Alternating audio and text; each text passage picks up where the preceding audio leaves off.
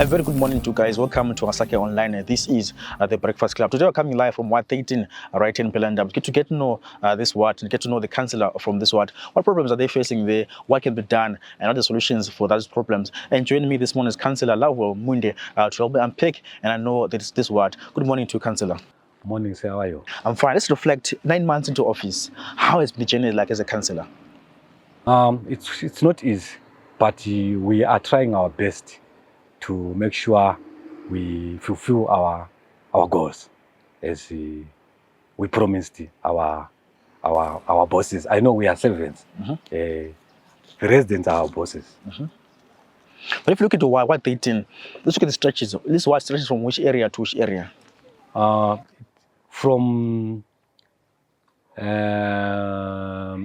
Popoma robots totally up to Chabalala, then from robots here in Magwegwe up to Imambo. So geographically, it's a very long distance to cover. Because of this delimitation. But how have you been working with these people from across, referring to me, robots from Popoma there up to issues of Mambo? This is a very far distance, right?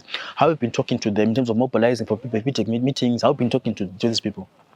Normally, we have some what we call Osbute, people who are in charge of the sub areas. So I work with them, especially in terms of funerals, where we are mostly needed as councillors. When I'm committed, I use the chairman there to cover for me, to represent me. And sometimes we are in same constituency with the councillor Maposa, who is just near. He covers for me when I'm committed. Speaking of feedback meetings, I know we've been doing some meetings, meeting residents from different areas there. What are they saying? What are the key concerns that are saying there in terms of problems they face by people from this ward? As we speak right now, the major problem is water, sewer. We are facing challenges on sewer.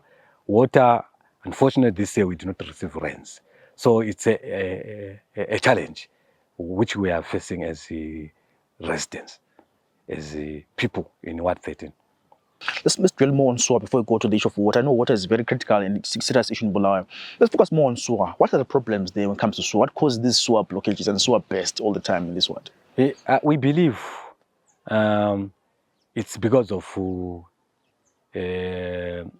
overpopulated.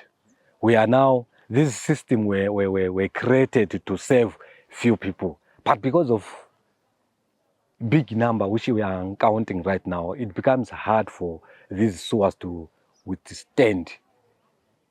That's my assumptions, especially from the engineer side. Then sometimes because of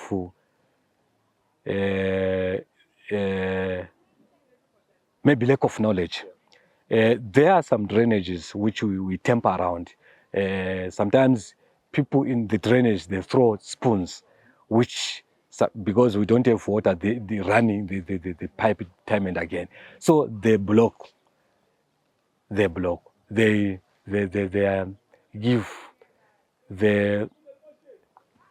assist the system to block. Sometimes when omama begezisa imganu, that inhlabathi abayithelayo as well, it blocks ama drainage. That's one thing. That's one of the reasons sometimes which actually which we encounter as people. Bulawayo is facing 120 water shedding. I know other areas can go for water for weeks without water. How are you dealing with the issue of water crisis in this ward 13? Thank you, sir. We had some relief in terms of water kiosk, but unfortunately, we trust it to work soonest because 120 hours is not easy for a person to stay without water. But with the relief of water kiosk and bores, we are surviving. How many bores do you have with this ward? I know I've been seeing people from other areas getting back and so on. How many bores do you have with this ward whereby people can go there and fetch the water? How many bores do you have with this ward? In what 13 actually, because as I said in initial time earlier on, my word is big. In Chabalala, we are advantaged. We have a lot of balls. Then in Minyela, we have two. Unfortunately, in Pelanda, we don't have any working ball. We tried to have one, but we failed to get water. And we are in Pelanda, we are having water kiosk. Right now, we're sitting in a club owned by the council, right? And then there's a water kiosk outside here. Speak to us more about this water kiosk. I know it's not yet opened and something like that. Speak to us more about that water kiosk. This water kiosk was installed last year, installed and filled with water. They treated the water. After treating, we are waiting for a proper communication saying, let's use now the water. It's been tested laboratory. It's now clean. Then from there, we will take it from there. So in this club, I see we have goalposts here, we have basketball nets, and so on and so on. Speak to us about more about the importance of having this youth center here and what is done in this place. We have a six-a-side ground here for the young guys who are playing football. We have basket ground as well and the netball. It's advantage to young people. Our economy is not conducive these days. There is no work. So as long people are committed in doing something, it's very important. People are living with football. People are living with the sport. So as long someone get dedicated in whatever he's doing, you never know. He can live with his football. He can live with the netball. He can live with the whatever he is committed into, as long as it's sport. But how the response from young people? Are the young people coming here to play basketball? Are they coming to play soccer here? How is the response from young? Earlier we spoke about the dance club, dance group that is coming here. How are people responding to those? Are they coming to this place? Indeed, they are coming, especially in netball team. They are always here. 4 o'clock they'll be here. Then in dancing club, dancing group, they come, but not regularly. They practice them, but not regularly. Allow me to turn to the issue of the tower lights, the lighting system in your ward, and also the issue of the state of the roads. How is the state of the lighting, your tower lights? Are they working? How many are they? And also state of the roads. How good or bad are the roads? I'm very lucky to say in my ward, in terms of tower lights, that they are working. Almost all of them, besides 2. In Duba, tower light is not working, and 1 in Chabalala. It's not working, but the entire tower lights are working. And then in terms of roads, we have a challenge. The roads are done. They're worn out. I think the lifespan is over now. Any plans to revive those roads? I know there's been talk of reviving this road, and I've been following council meetings as well. Some councils are saying let's just gravel the entire road so people can walk freely. What are the plans to fix these roads in this ward? Truly, 2024 budget we included roads, saying let's grade it, and I believe we trust. When you budget, it's a projection. Sometimes your figures doesn't cope up. Sometimes you win. So we are anticipating, we are praying we'll do so. Our budget will be fulfilled and the roads will be done. Speaking of the issue of the tower lights as well as lighting system, I know there are many house breakings sometimes, there's robberies now. Japan is one because of issues of the winter season now. How are you dealing with the issue of robberies and as a councillor, as a resident of this ward, in terms of neighborhood watches and so on? How are you dealing with that? Very true. I would give an example of extension. It's part of mine. We selected people volunteered to work as a watchword to assist, because there's a lot of thefts happening at night. Abantu bayabanjwa, abantu bayathathelwa amafoni because of darkness. Truly, we have to action in the other areas like Pelandaba. But we are planning to do so, and as well in number 1. Surely kuyadingakala abantu ukuthi no bancedise ebusuku ngoba okwenzakala ebusuku it's not proper, abantu bayachaywa. Now let's look at the number of schools. I know up in different wards, but saying no, there are few schools in my ward. How many schools are there in your ward? And also the clinics, how many clinics are there in your ward? I have one clinic in my ward, Pelandaba Clinic. I have three schools, I think. Three schools. I have Pelandaba SDA. I have Induba Primary. I have Sizane Secondary. But the current capacity of the schools, I have 3 schools, the entire ward, because you said earlier on, it's a big ward, right? But having only 3 schools and 1 clinic, is this enough for this ward? No, I don't think it's enough. But because of geographically, we have Kelvin industry. No, that's why it's too big now. It's industry, no people staying there. So when they did that delimitation, they considered the number of votes, not buildings. That's why they're stressed up to Chabalala. But how are we working with business communities? Speaking of Kelvin now, how are we working with those business communities to say, let's come and build our ward, let's come and help our ward? I know in other times that people discuss our adopt a road scheme, develop this, develop that. How have you been working with these business community people to help to develop this ward? It's a very important question. We have a plan now as we speak, saying, you guys, we have to pay back to the community. What 13 should benefit from you. And we wrote some letters to other our stakeholders, our business people.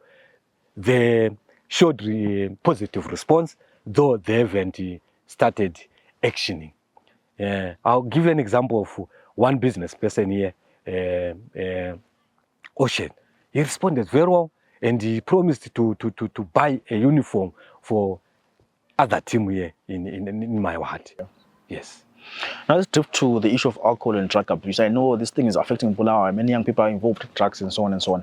What is the message? How are you dealing with this issue of alcohol and drug abuse in Ward 13? How are you solving these issues of alcohol and drug abuse? Thank you. We have some NGO who are doing a great job here, educating some youngsters, giving them wisdom. Truly, as we are speaking, as I said earlier on, abantu akula msebenzi. They only wake up ekuseni bese anatinjengu, bese abhema mbanje, sakwenza ABCD. But we are grateful ngemsebenzi enziwa iDream, enziwa iChildline, whereby they are teaching, they're doing some induction, helping, teaching youngsters, this is bad, this is not right, it ruins your future, do ABCD, which will benefit you at the end of the day. Also, there's this fund called Water Retention Fund. As a councillor, if this money is received to Ward 13, what are the plans for this Water Retention Fund in terms of developing this community? Normally, I will not decide for the resident, for the ward. There is a committee, a ward development committee. I think they are them with the mandate to say, what can we use, what can we do on this man? That one, I've given the mandate to do so, though I'm part of them, a part of the committee, but there is the chairman, there is the leadership, which I will submit before them. In terms of feedback meetings, how is the attendance? I know sometimes people say are too busy looking for jobs and looking for money somewhere, don't attend these meetings. How has been the attendance in terms of feedback meetings in this ward? No, the response is positive, it's good. Though sometimes our feedback meetings will be in a worshiping day Sunday. So some of the people will say, no, we are still time. But on a good day, the attendance it's good. You sit in different committees. I know one of the committees, the audit and audit writer, is sitting in these committees. Talk to us about your work there in those committees. How has been your work so far in these committees? I sit in the audit committee. I sit in the townlands. And normally, I see no challenge. I always praise audit team. The team is so excellent. when they articulate on things, they mean it. Also, speaking of issues of audit and mine and finances, let's come back to the issue of payment of bills. Are people in Ward 13 paying their bills? They're struggling. Indeed, they are struggling. Indeed. No, Ward 13, for your own information, we have in Iminyela. It's, I would say, umuzi abadala mostly. No, it's hard for our old people sometimes to get reasonable funds to manage to pay their bills in time. So it's a challenge. I agree. They are not paying well. They are not paying well. I know the council is rolling out a program of cleaning up the city. I know in the CBD they've been cleaning up the city. I have some different councillors cleaning up their communities. Let's speak to Ward 13 now. Are people cleaning up their communities? Are we seeing those guys, refuse collection being picked on time? Speak to us some more about that issue of cleaning up campaigns and picking up of refuse on time. Yes, I'm lucky. I have 15 cleaners here in my ward who are cleaning. And as I said earlier on, you know, I've industry. I'm rich ward. I draft some letters to some of our business people where I requested for some bins to put in my growth points in number one shops, Pelandaba Extension and Ivulindlela. They said they are going to come back to me, and I believe they will respond. When they respond, we'll put those beams in on our shops so that we reduce more littering everywhere. Now let's speak of township tourism and township economy. I know I'm visiting your ward today. I know there's Indlu Kababu Joshua Nkomo here in Pelandaba. Speak to us more about these monuments, these great monuments that one can visit to and see the history of Ubulai, see the history of Ward 13. Which areas can I go to besides Indlu Kababu Nkomo and see there? Unfortunately, it's only Indlu Nkomo now in Ward 13. We are not blessed. Yeah. How does it feel to be a councillor in Ward 13 where there's an Indlu of the late former vice president of the country? How does it feel to be a councillor in that ward where the Indlu? I feel so blessed. I so feel blessed, especially in Pelandaba. Pelandaba is full of legends, political legends. Ubaba Nkomo, Umsika, etc. They've been staying here in Pelandaba. So, the late Babo Smela. No, it's full of politicians. Yeah. Lastly, Councillor, what can you say to Abadala who are struggling to pay their rents? What can you say to people in diaspora who are part of this, the sons and daughters of this Ward 13, about the diaspora? How can they partner and help you develop this community? Speak to them. There's a camera there. Talk to them. Abadala, what's the diaspora? How can they help you partner develop this community? I think it's important ukuthi no nxa ungumntwana I'll give you an example ukuthi no if I take a stone here ngijikele it will come back. So people should go and come back home. Home is best. They should come back and assist abazali. No, there is a blessing even in the Bible says uNkulunkulu wakho wangaphansi ngabazali. So bakithi it's important ukuthi sikambe sikwazi ukuthi sisebenzela ngikhaya. Councillor, thanks so much for your time, for joining us on the Breakfast Club. It was nice knowing your ward and knowing different challenges that you're facing there in this community. Thanks so much for your time, sir. Thank you so, Mr. Ncube. Thank you. I'm so blessed. Well, you've been watching the Breakfast Club. I'm coming live from Ward 13, that's in Pelandaba here, with Councillor Lovewell Mwinde speaking to us about different challenges faced by this Ward 13 here, issue of roads, issue of lighting, issues of water. He speaks more about the issue of the diasporans who come back and help develop this community. Again, this is a monumental site where the late former Vice President's house is in Pelandaba, and many great luminaries are coming from Pelandaba. Hope you guys enjoy the show, and please do pass your comments, your feedback on the comment section. Do follow us on all platforms, Twitter, Facebook, as well as Instagram. For myself, Bright Ncube, it's lovely working with you this morning. Thank you so much.